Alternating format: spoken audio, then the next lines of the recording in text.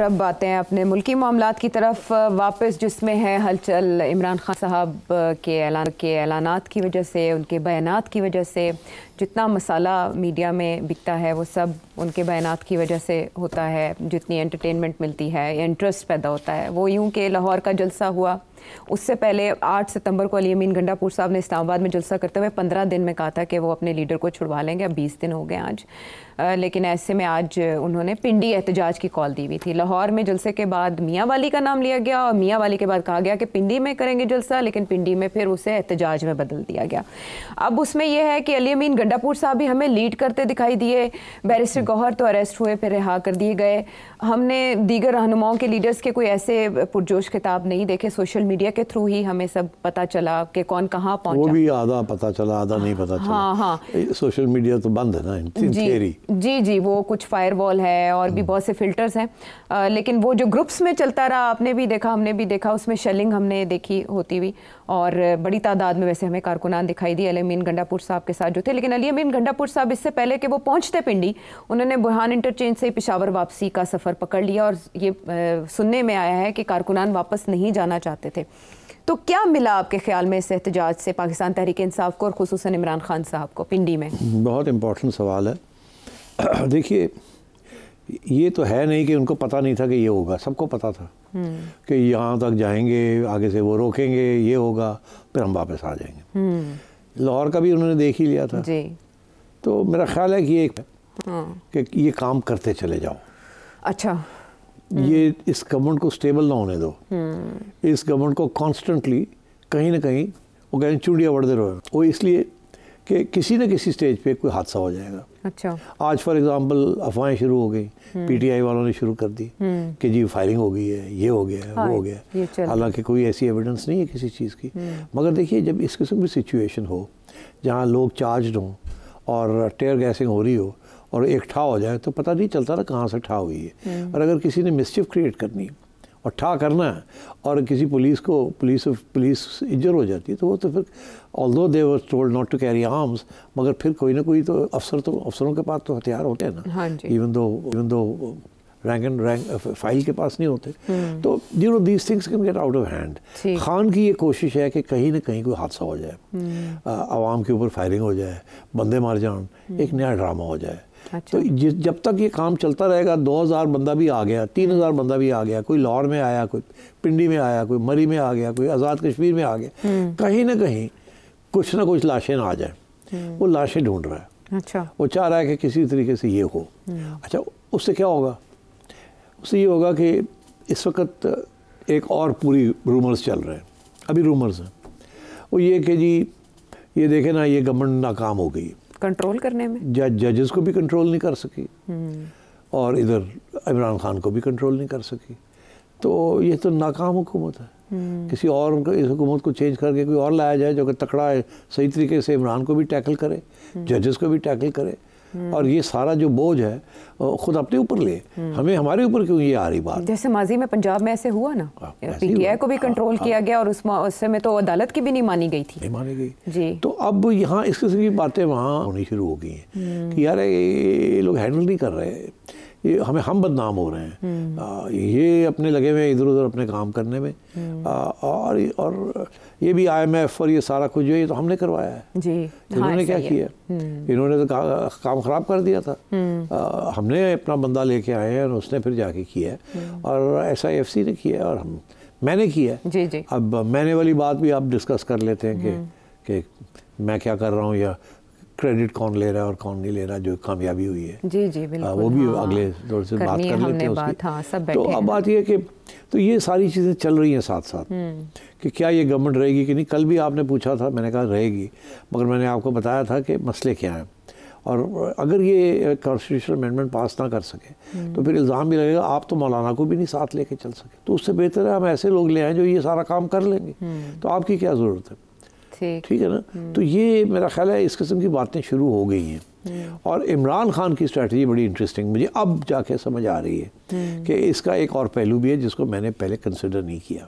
पहले मेरी कंसिडरेशन ये थी कि वो चाहते हैं कि बदनामी तो सारी खैर हो फ़ौज की, मगर उनके अंदर भी कोई बेचैनी को एक्सप्लॉइट करने की कोशिश की। अब उनको समझ आ गई खान साहब को कि अंदर से कुछ नहीं होना। अच्छा, पक्के नहीं हो, पक्के डिसिप्लिन इज सॉलिड एंड कोई ऐसी बात नहीं है। And the chief has got his strong hand, he is solid. अब खान साहब ने सोचा फिर उनकी करिए। अब उन्होंने सोचा कि डेड बॉडीज अप्रोच।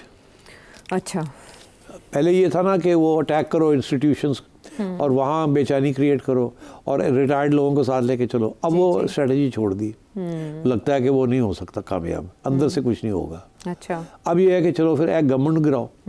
क्यों गवर्नमेंट गिराएंगे तो किसको लाएंगे, प्रॉब्लम बन जाएगी ना। It's not easy. तो एक तरफ जैसे Israel is trying to provoke Iran, मैं समझता हूँ कि खान साहब इज ट्राइंग टू प्रोवोक कि आप टेक ओवर करें, आ जाओ।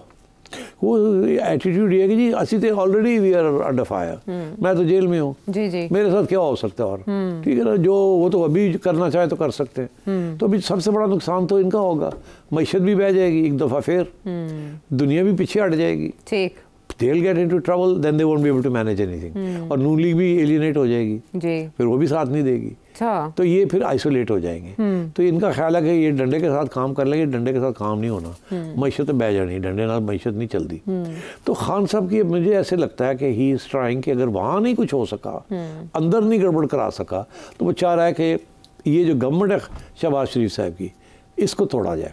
लॉ एंड ऑर्डर के जरिए, लॉ एंड ऑर्डर क्रिएट करके इनकी नाकामी शो करके, अच्छा, और अमेंडमेंट रोक के और ये कर के और इनको निकाला जाए। तो फिर क्या करेंगे, ये खुद आएंगे या कोई और किसी को लेके आएंगे? किसी और को लेके आएंगे तो वो तो फिर वो भी नहीं चलेगा ना, बिकॉज इस वक्त एक पार्टनर है जो जैसे भी है, वोट तो पड़ा ना, फिर भी सीटें शायद उतनी ना मिली हों मगर वोट तो है ना इनका जी। तो अब पीछे कौन रह गया? पीपल्स पार्टी रह गई।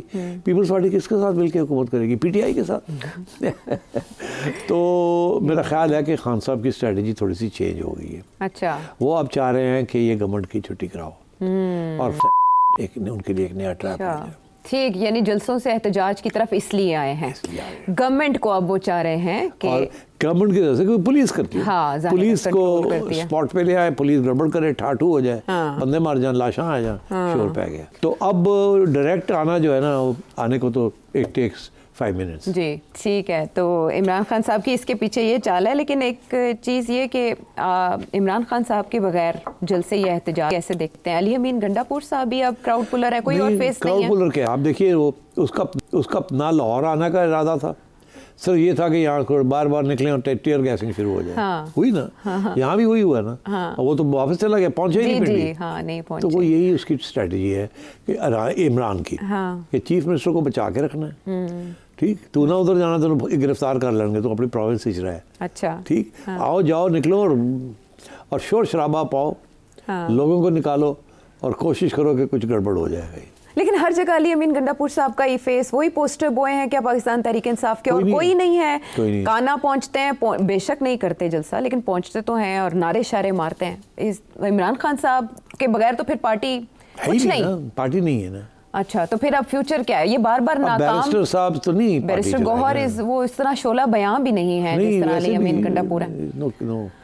तो एक ही लीडर है इनके पास, और उसके एब्सेंस में गंडापुर साहब को उन्होंने कहा कि तू शोर शराबा कर, और वो बातें करते हैं ऐसे ऐसे करके और उसके बाद भाग जाते हैं। अच्छा, ये एक तरह से कारकुन बदजन भी हो रहे हैं, इससे आपको नहीं लगता कि इस तरह की कॉल देने से और एक तफरीक का एलिमेंट सामने आने से पार्टी कमजोर होगी? बात यह है कि he has this KP government जी, केपी गवर्नमेंट बहुत रिसोर्सेज होते हैं, पार्टी पावर में है, 8-10 हज़ार बंदा निकालना कोई प्रॉब्लम नहीं है। अच्छा। और 2-3 हज़ार बंदे को भेज देना पिंडी शिंडी, नॉट अ प्रॉब्लम।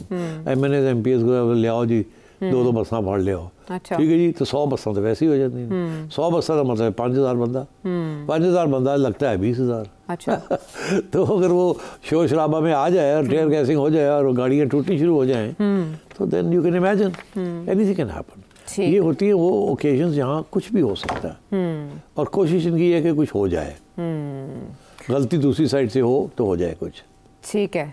और इसके लिए प्रोवोक किया जाता है बार बार। अब की बार जो ऐलान किया गया वो अब आएंगे तो फिर अडियाला ही जाएंगे। अली अमीन गंडापुर साहब ये कह रहे हैं, बातें करते हैं ऐसी बातें जो पसंद आती हैं। हाँ, अब वो करेंगे कि जी हम अडियाला जा रहे हैं, फिर लोग शुरू हो जाएंगे जी अडियाला जा रहे हैं, ठीक है जी। तो वो अडियाला से 2 मील दूर रोकने की कोशिश करेंगे, फिर वहाँ टीयर गैसिंग होगी। मगर एवरी टाइम ये बाहर निकलेंगे ना तो इनके 1-2 हज़ार लोग कम हो जाएंगे, क्योंकि वो पिछली बार का अंजाम और हर दफ़ा इस दफ़ा आपने देखा कि गवर्नमेंट ने गिरफ्तार करके छोड़ दिए लोग, क्योंकि उन्हें पता था कि कोई खास आगे नहीं बढ़ेंगे ये। तो गौर को भी किया और राजा को भी किया, फिर छोड़ भी दिया। जी ऐसा ही है। और अब ये इत्तलाते हैं कि बैरिस्टर गौहर ने वज़ीर आला को कहा था कि हमने एहतजाज ख़त्म कर दिया है 7 बजे के करीब। तो ये चल रहा है पार्टी मामलात, पाकिस्तान तहरीक इंसाफ के मामलात, और अब इसके बाद क्या स्ट्रेटजी होती है ये अगली गुफ्तगू में पता चलेगा जो अडियाला जेल में होगी। वापस आते हैं ब्रेक के बाद।